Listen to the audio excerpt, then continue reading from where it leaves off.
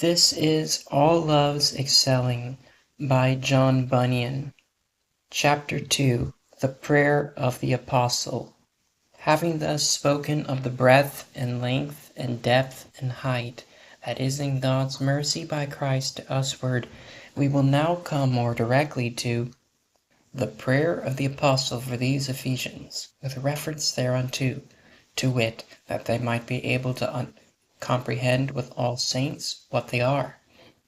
And, first, as to the ability that he prays for, to the end that they may be capable to do this thing. First, that ye may be able. The weakness that is here supposed to hinder their thus comprehending, etc., did doubtless lie in their grace as well as in their nature. For in both, with reference to them that are Christians, there is great disability, unless they be strengthened mightily by the Holy Ghost. Nature's ability depends upon graces, and the ability of graces depends upon the mighty help of the Spirit of God. Hence, as nature itself, where grace is not, sees nothing, so nature by grace sees but weakly, if that grace is not strengthened with all might by the Spirit of grace. The breadths, lengths, depths, and heights here made mention of are mysteries, and in all their operations do work wonderfully mysteriously, insomuch that many times, though they are all of them busily engaged for this and the other child of God, yet they themselves see nothing of them, as Christ said to Peter, What do I do, thou knowest not now? John 13:7. So that it may be said to many where the grace and mercy of God in Christ is working, they do not know. They understand not what it is, nor what will be the end of such dispensations of God towards them. Wherefore they also say as Peter to Christ, Dost thou wash my feet? Thou shalt never wash my feet. John 13:6-8. Yea, and when some light to convince of this folly breaks in upon them, yet, if it be not very distinct and clear, causing the person to know the true cause, nature, and end of God's doing this or that, they swerve with Peter as much on the other side. John 13:9-10. They have not known my ways, and my methods with them in this world, were that caused Israel always to err in their hearts. Hebrews 3:10. And lie cross to all, in each of these breadths, lengths, depths, and heights, whenever they were under the exercise of any of them in the wilderness. And the reason is, as I said before, that they are very mysterious in their workings, for they work by, upon, and against oppositions, for and in order to the help and salvation of his people. Also, as was hinted a while since, that the power and glory of this breadth and length, etc., of the mercy and grace of God may the more show its excellency and sufficiency as to our deliverance. We by him seem quite to be delivered up to the breadths, lengths, depths, and heights that oppose, and that utterly seek our ruin. Wherefore, at such times, nothing of breadths, lengths, depths, or heights can be seen, save by those that are very well skilled in those mysterious methods of God, in his gracious actings toward his people. Who will bring me into the strong city? And will not thou, O God, which hadst cast us off, and thou, O God, which didst not go out with our armies? Psalm 69:10 is a lesson too hard for every Christian man to say over believingly. And what was it that made Jonah say, when he was in the belly of hell, Yet I will look again toward thy holy temple? Jonah 2:4. But the good skill that he had in understanding of the mystery of these breadths and lengths and depths and heights of God, and of the way of his working by them. Read the text at large. Thou hadst cast me into the deep, in the midst of the seas, and the floods compassed me about. All thy billows and thy waves passed over me. Then I said, I am cast out of thy sight. Yet I will look again toward thy holy temple. Jonah 2, 3, 4. These and such like sentences are easily played with by a preacher when in the pulpit, especially if he has a little of the notion of things. But of the difficulty and strait that those are brought into, out of whose mouth such things or words are extorted, by reason of the force of the labyrinths they are fallen into, of those they experience nothing, wherefore to those they are utterly strangers. He then that is able to comprehend with all saints what is the breadth and length and depth and height must be a good expositor of providences, and must see the way and the workings of God by them. Now there are providences of two sorts, seemingly good and seemingly bad, and those do usually as Jacob did when he blessed the sons of Joseph, cross hands, and laid the blessing where we would not. And when Joseph saw that his father laid his right hand upon the head of Ephraim, it displeased him. Genesis 48:17. I say, there are providences unto which we would have the blessings entailed, but they are not. And there are providences that smile upon the flesh, to wit, such as cast into the lap, health, wealth, plenty, ease, friends, and abundance of this world's good. Because these, Manasseh, as his name does signify, have in them an aptness to make us forget our toil, our low estate, and from whence we were. Genesis 41:51. But the great blessing is not in them. There are providences again that take away from us whatever is desirable to the flesh, such as the sickness, losses, crosses, persecution, and affliction. And usually in these, though they make us shuck whenever they come upon us, blessing coucheth, and is ready to help us. For God, as the name of Ephraim signifies, makes us fruitful in the land of our affliction. Genesis 41:52. He therefore, in blessing of his people, lays his hands across, guiding them wittingly, and laying the chiefest blessing on the head of Ephraim, or in that providence that sanctifies affliction. Abel, what to the reason of Eve was he in comparison of Cain? Rachel called Benjamin the son of her sorrow, but Jacob knew how to give him a better name. Genesis 35:18. Jabez also, though his mother so called him, because as it seems she brought him forth with more than ordinary sorrow, was yet more honorable, more godly than his brethren. 1 Chronicles 4:9-10. He that has skill to judge of providences aright has a great ability in him to comprehend with other saints what is the breadth and length and depth and height. But he that has not skill as to discerning of them is but a child in his judgment in those things that are high and mysterious. And hence it is that some shall suck honey out of that, at the which others tremble for fear it should poison them. I have often been made to say, sorrow is better than laughter, and the house of mourning better than the house of mirth. Ecclesiastes 7:3-5. And I have more often seen that the afflicted are always the best sort of Christians. There is a man, never well, never prospering, never but under afflictions, disappointments, and sorrows. Why, this man, if he be a Christian, is one of the best of men. They that go down to the sea, that do business in great waters, these see the works of the Lord and his wonders in the deep. Psalm 107:23-24. And it is from hence, for aught I know, that James admonishes the brother of high degree to rejoice in that he is made low. And he renders the reason of it, to wit, for that the fashion of the world perisheth. The rich man fadeth away in his way, but he is tempted, and he that endureth temptation is blessed. James 1:10-12. Now I know that these things are not excellent in themselves, nor yet to be desired for any profit that they can yield, but God doth use by these, as by a tutor or instructor, to make known to them that are exercised with them so much of himself, as to make them understand that riches of his goodness that is seldom by other means broken up to the sons of men.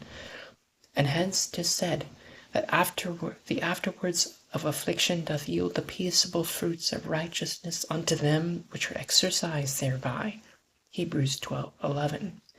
The sum is, these breadths and lengths and depths and heights of God, which are to be discerned, and some that are good do more, and some do less discern them, and how they are working and putting forth themselves in every providence, in every change, in every turn of the wheel that passeth by us in this world.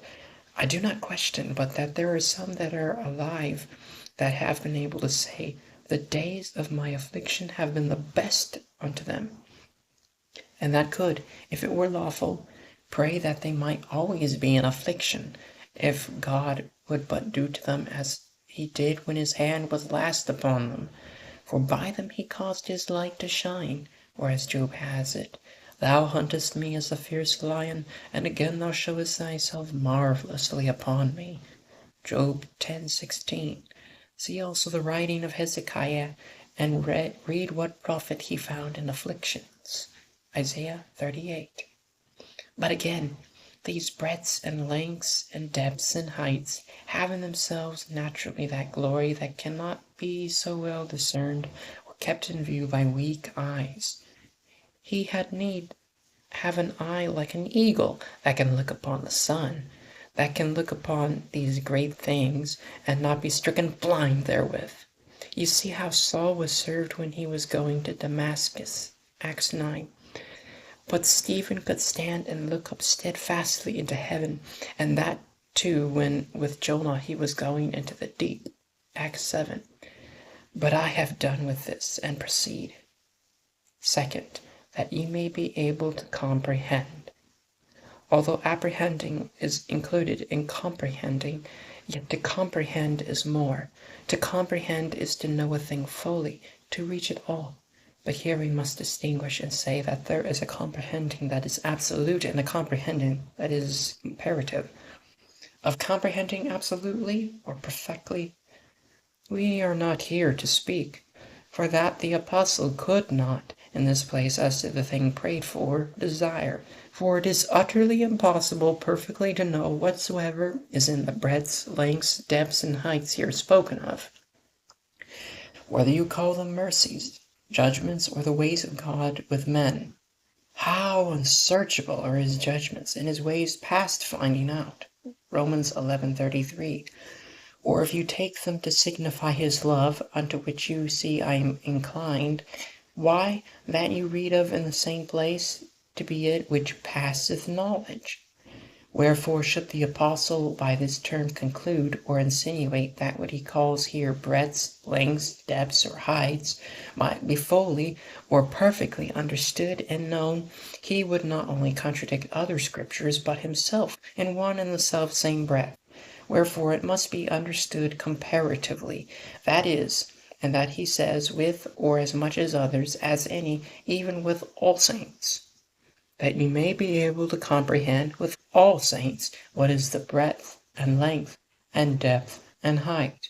I would ye were as able to understand, to know, and to find out these sayings as ever any were, and to know with the very best of saints the love of Christ, which passeth knowledge.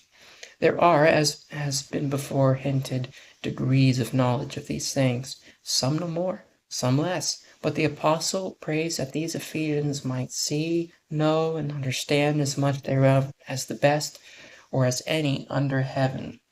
And this, in the first place, number 1, shows us the love of a minister of Jesus Christ. A minister's love to his flock is seen in his praying for them. Wherefore Paul commonly by his epistles, either first or last, or both, gives the churches to understand that he did often heartily pray to God for them. Romans 16:20-24, 1 Corinthians 16:23, Galatians 6:18, Ephesians 1:16, Philippians 1:4, Colossians 1:3, 1 Thessalonians 1:2, 1 Timothy 6:21, 2 Timothy 4:22. And not only so, but he also specifies the mercies and blessings and benefits which he earnestly begged for them of God.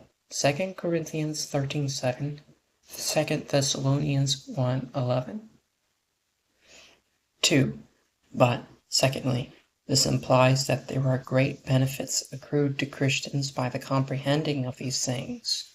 Yea, it implies that something very special is administered to us by the knowledge of these, and here to touch upon a few of them. 1. He that shall arrive to some competent knowledge of these things shall understand more thoroughly the greatness, the wisdom, the power, etc., of the God that is above.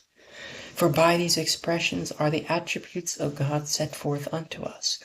And although I have discoursed of them hitherto under the notion of grace and mercy, yet was it not for that I concluded they excluded the expressing of his other attributes, but because they all, as it were, turned into loving methods in the wheel of their heavenly motion towards the children of God.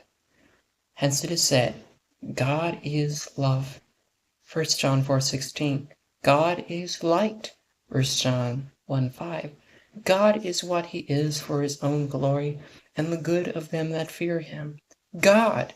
Why God in the breadth, length, depth, height that is here intended comprehends the whole world. Colossians 1:17.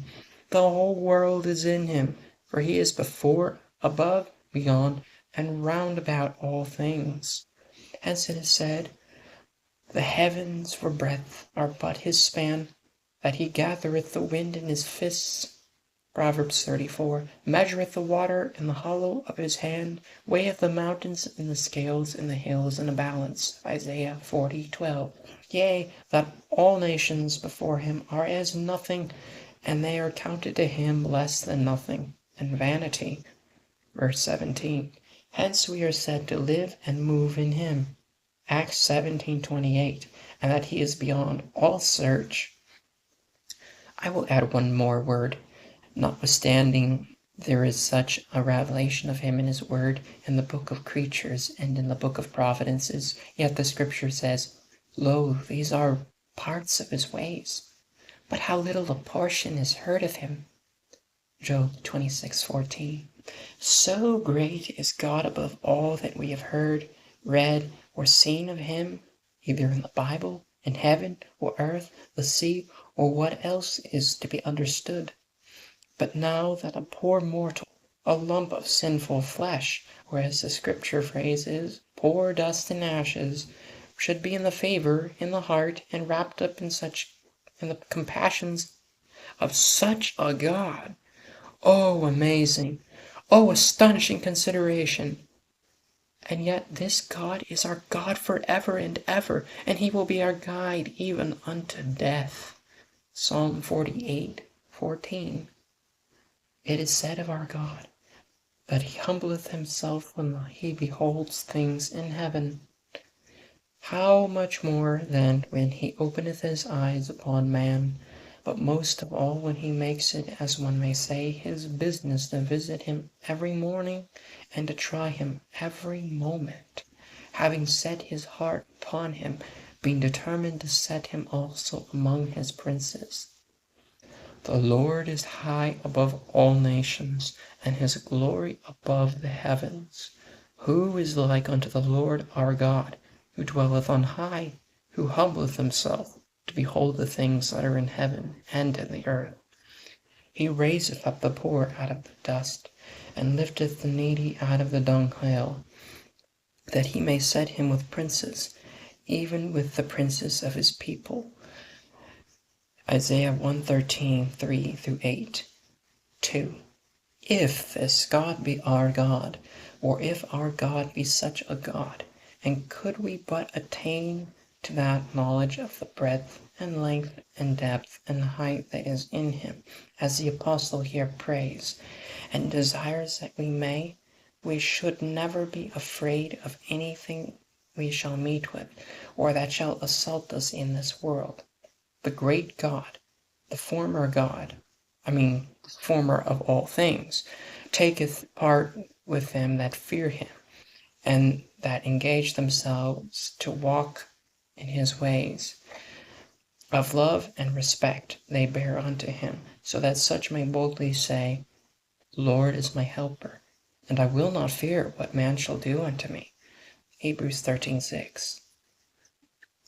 Would it not be amazing, should you see a man encompassed with chariots and horses and weapons for his defense, yet afraid of being sparrow blasted, or overrun by a grasshopper?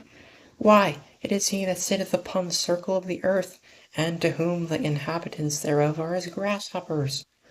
Isaiah 40:22. That is the God of the people that are lovers of Jesus Christ. Therefore we should not fear them.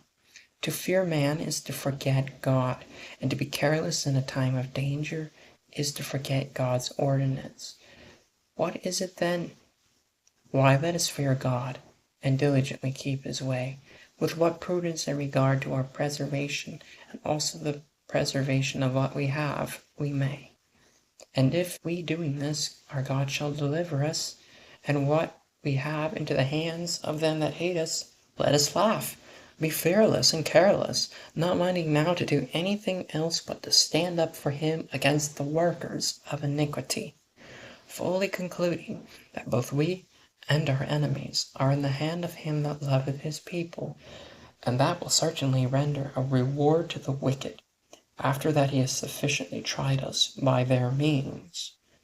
The great God that formeth all things both rewardeth the fool and rewardeth transgressors. Proverbs 26:10. 3. Another thing that the knowledge of what is prayed for of the apostle, if we attain it, will minister to us is unholy fear and reverence of this great God in our souls, both because he is great and because he is wise and good. Jeremiah 10:7. Who shall not fear thee, O Lord, and glorify thy name? Revelation 15:4. Greatness should beget fear. Greatness should beget reverence. Now who is so great as our God, and so who to be feared like him? He also is wise and will not be deceived by any. He will bring evil and not call back his words, but will rise against the house of evildoers, and against the help of them that work iniquity. Isaiah 31:2. Most men deal with God as if he were not wise, as if he either knew not the wickedness of their hearts and ways, or else knew not how to be even with them for it. When alas, he is wise in heart, and mighty in power, and although he will not, without cause, afflict, yet he will not let wickedness go unpunished. This therefore should make us fear. He also is good, and this should make us serve him with fear. Oh, that a great God should be a good God to an unworthy, to an undeserving, and to a people that continually do what they can to provoke the eyes of his glory. This should make us tremble. He is fearful in service, fearful in praises. The breadth and length and depth and height of his outgoing toward the children of men should also beget in us a very great fear and dread of his majesty. When the prophet saw the height of the wheels, he said they were dreadful. Ezekiel 1:18. And cried out unto them, O wheel. 10:13. His judgments also are a great deep. Psalm 36:6. Nor is there any searching of his understanding. Isaiah 40:28. He can tell how to bring his wheel upon us, and to make our table a snare, a trap, and a stumbling block unto us. Isaiah 8:14, Romans 11:8-10. He can tell how to make his Son to us a rock of offense, and his gospel to be a savor of death unto us. 2 Corinthians 2:15-16. He can tell how to choose delusions for us. Isaiah 66:4, 2 Thessalonians 2:11-12. And to lead us forth with the workers of iniquity. Psalm 125:5. He can outwit and outdo us, and prevail against us forever. Job 14:20. And therefore we should be afraid and fear before him for our good, and the good of ours forever. Yea, it is for these purposes with others that the apostle prayeth thus for this people. For the comprehending of these things do poise and keep the heart in an even course. This yields comfort, this yields encouragement, this begets fear and reverence in our heart of God. 4. This knowledge will make us willing that he should be our God. Yea, will also make us abide by that willingness. Jacob said with a vow, if God will be with me, and will keep me in this way that I go, and will give me bread to eat, and raiment to put on, so that I come again to my father's house in peace, then shall the Lord be my God, and this stone which I have set for a pillar shall be God's house. Of all that thou shalt give me, I will surely give the 10th unto thee. Genesis 28:20-22.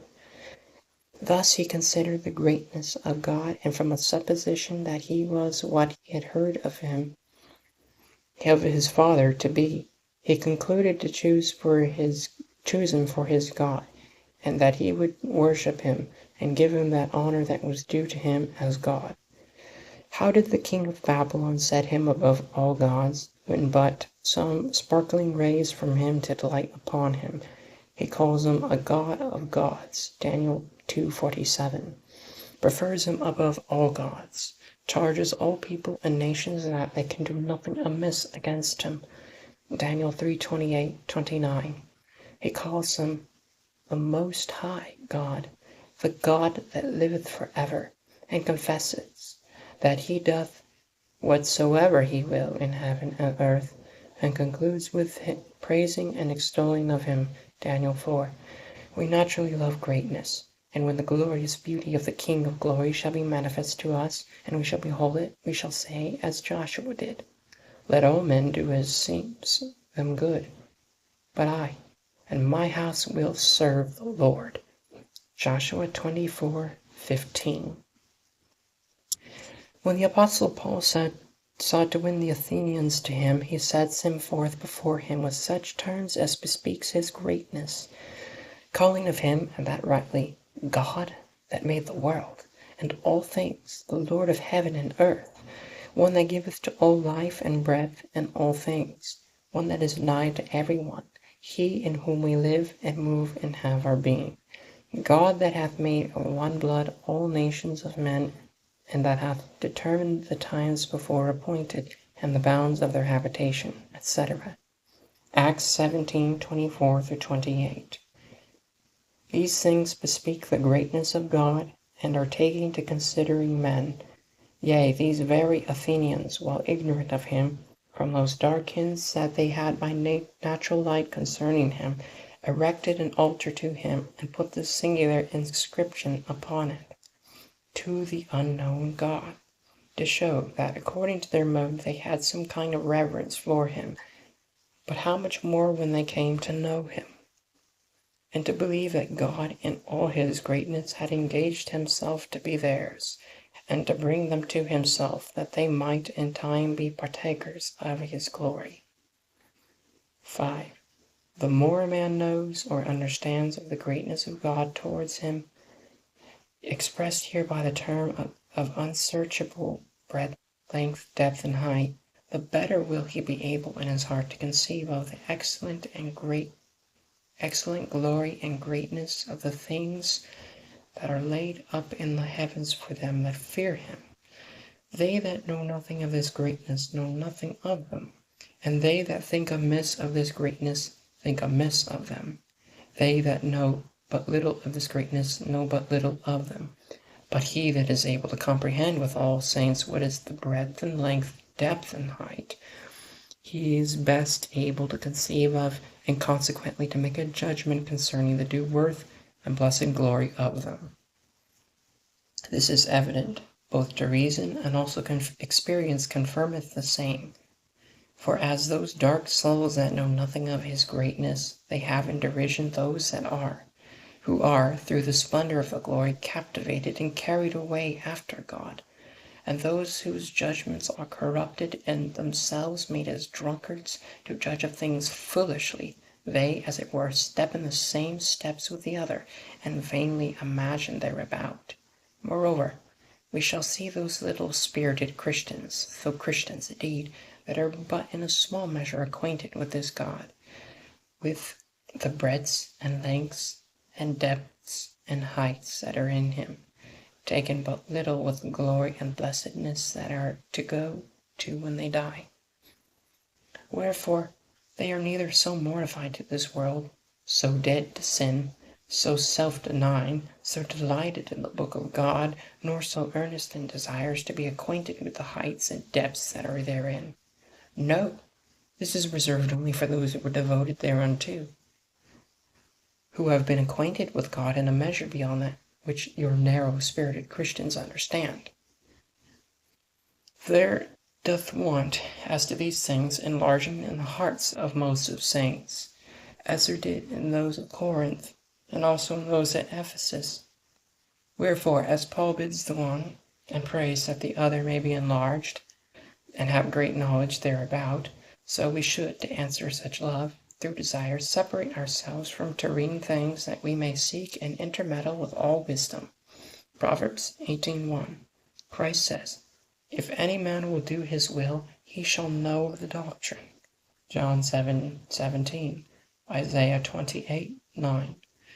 Oh, that we were indeed enlarged as to these breadths and lengths and depths and heights of God, as the apostle desired the Ephesians might.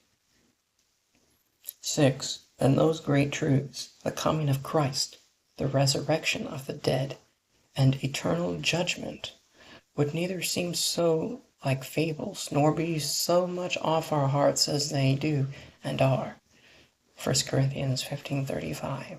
For the thorough belief of them depends upon the knowledge of the abilities that are in God to perform what he has said thereabout. And hence it is that your inferior sort of Christians live so like as if none of these sayings were at hand, and hence it is again that they so soon are shaken in mind about them, when tempted of the devil, or briskly assaulted by deceivers. But this cometh to pass that there may be fulfilled what is written, and while the bridegroom tarried, they all slumbered and slept. Matthew 25:1-7. Surely the meaning is that they were asleep about his coming, the resurrection, and the judgment, and consequently had lost much of that knowledge of God, the which if they had retained, these truths with power would have been upon their hearts. The Corinthians were horribly decayed here, though some more than others. Hence Paul, when he treats of this doctrine, bids them awake to righteousness, and not sin, telling them that some among them had not the knowledge of God. 1 Corinthians 15:34. To be sure, they had not such a knowledge of God as would keep them steady in the faith of these things. Verse 51. Now the knowledge of the things above mentioned, to wit, this comprehending knowledge, will greaten these things, bring them near, and make them to be credited as are the greatest of God's truth, and the virtue of the faith of them is to make one die daily. Therefore, 7. Another advantage that floweth from this knowledge is that it makes the next world desirable, not simply as it is with those lean souls that desire it only as the thief desireth the judge's favor, that he may be saved from the halter, but out of love such have to God, and to the beauties of the house he dwells in, and that they may be rid of this world which is to such as a dark dungeon. The knowledge of God that men pretend they have may easily be judged of by the answerable or unanswerableness of their hearts and lives thereto. Where is the man that groans earnestly to be gone to God, that counts this life as straight unto him, that saith as a sick man of my acquaintance did, when his friend at his bedside prayed to God to spare his life? No, no, said he, pray not so, for it is better to be dissolved and be gone. Christians should show the world how they believe, not by words on paper, not by gay and flourishing notions, James 2:18, but by those desires they have to be gone. And the proof that these desires are true is a life in heaven while we are on earth. Philippians 3:20-21. I know words are cheap, but a dram of grace is worth all the world. But where, as I said, shall it be found? Not among carnal men, not among weak Christians, but among those, and those only, that enjoy a great measure of Paul's wish here, but to come to the end of chapter 2.